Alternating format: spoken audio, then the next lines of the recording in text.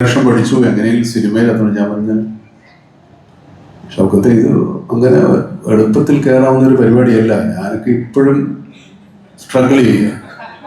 കാരണം ഇത് എത്തിപ്പെടുന്നതിനേക്കാൾ വലിയ പാടായി ഇവിടെ നിന്ന് പോകും. അപ്പോൾ വേണോ അല്ല, ഒരു പിള്ളേരുടെ ആഗ്രഹമല്ലേ നമുക്ക് സാധിച്ചു കൊടുക്കണ്ടേ എന്ന് പറഞ്ഞു.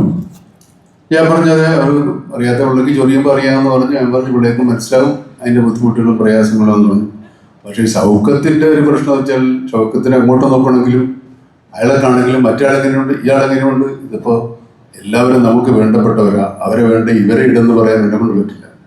നിങ്ങൾ അവരോട് പോയി ചോദിക്കുക, അവരുടെ സൗകര്യമുണ്ടോ, ഇയാൾക്ക് സൗകര്യമുണ്ടോ, അവർക്ക് സൗകര്യമുണ്ടോ എന്ന് പറഞ്ഞ് എല്ലാവരെയും വിളിച്ചു. ആക്ടേഴ്സ്, ഈ ഡയറക്ടർ, ഞാൻ പറഞ്ഞു ഡയറക്ടർ എനിക്കറിയില്ല, കഥ നിങ്ങൾക്ക് ഇഷ്ടപ്പെട്ട എടുക്കുക.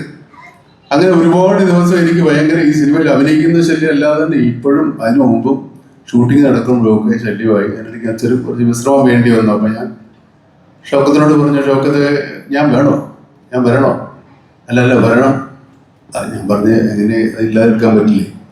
അല്ല, ഈ പടത്തിൻ്റെ ആദ്യം മുതലേ ഇയാളുടെ പേര് പറഞ്ഞുകൊണ്ടാണ് ഇരിക്കുന്നത്, അതുകൊണ്ട് വന്നില്ലേ പിന്നെ ആൾക്കാർ ചോദിക്കും അതിനവിടെ പോയത്. അപ്പം പിന്നെ എന്തുമാവട്ടെ എന്ന് പറഞ്ഞ് ഞാൻ അഭിനയിക്കാൻ വന്നു.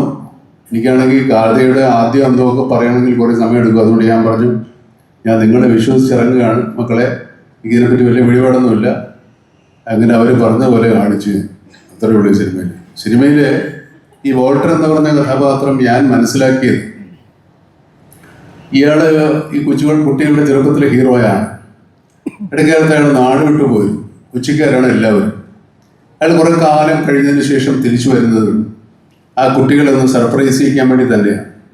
പക്ഷെ അവരന്ന് കണ്ട ആ വേഷത്തിലും രൂപത്തിലും അന്ന് ഇയാളുടെ ഇവിടുന്ന് പോയ കാലത്തുള്ള കൊച്ചി ഭാഷയും ഒക്കെയാണ് ഇയാൾ സംസാരിച്ചുകൊണ്ടിരുന്നത്. അത് വന്നതിന് ശേഷം ഒരിക്കലും അവർക്ക് അവരുടെ ഐഡന്റിറ്റി പോകാതിരിക്കാൻ വേണ്ടി ആ ഭാഷ സംസാരിക്കാനും ആ രൂപം വരുത്താനും ഒക്കെ ഞാൻ ശ്രമിച്ചിട്ടുണ്ട്. അത് ഇപ്പം കൊച്ചിയിലുള്ള ഭാഷയിലല്ല അയാൾ സംസാരിക്കുന്നത്, കുറേ കാലം മുമ്പുള്ള കൊച്ചി ഭാഷയാണ് സംസാരിക്കുന്നത്. അപ്പോൾ ചിലപ്പോൾ ഇപ്പോഴത്തെ പിള്ളേർക്ക് ചിലപ്പോൾ ഇത്തിരി കണക്ഷൻ പോയെന്ന് വരാം. പക്ഷേ അതങ്ങനെ കണ്ടാൽ കണക്റ്റ് ആകും.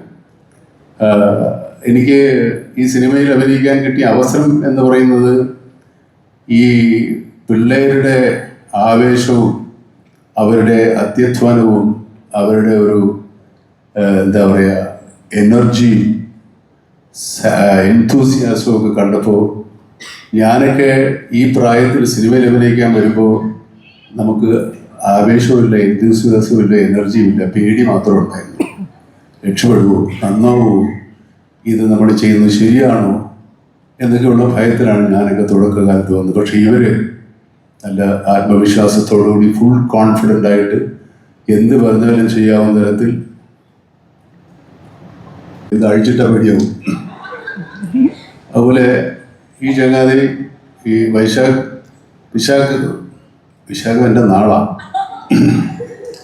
വിശാഖക്ക് ഈ നമ്മൾ സാധാരണ നമ്മുടെ ആക്ടിങ് പ്രാക്ടീസ് ചെയ്യുന്നതൊക്കെ ഒരു ക്യാരക്ടറിന് വേണ്ടി ഇത്ര എഫർട്ട് എടുത്ത് ബോഡി ബിൽഡ് ചെയ്യുന്ന പിള്ളേർ എനിക്കൊന്നും ജന്മത്ത് പറ്റില്ല.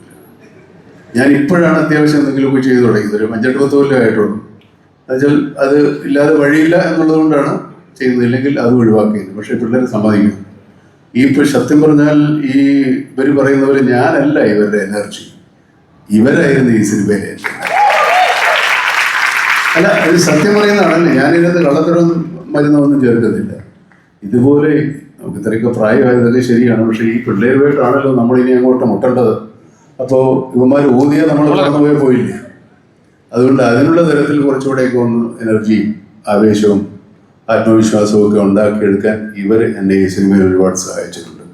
അത് മറക്കാൻ പറ്റില്ല. കുട്ടികളൊക്കെ നന്നായിട്ടുണ്ട്.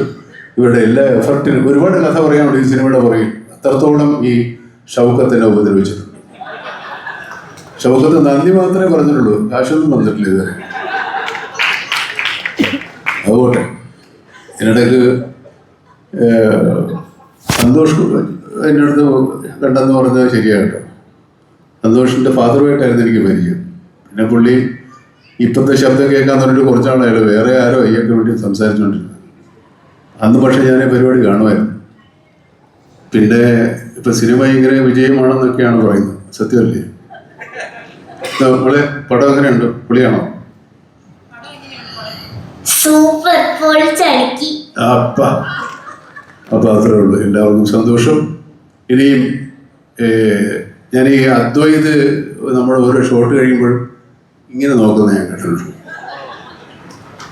ശരിക്കുള്ള ആണോ അതോ വേറെ എന്തോ ആണോ എന്ന് അല്ല.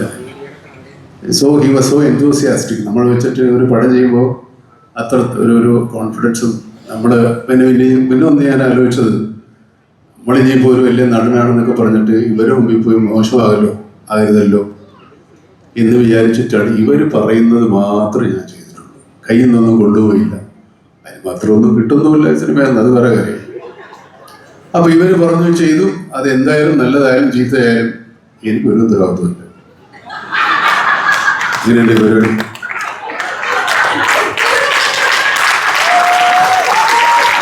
Thank you.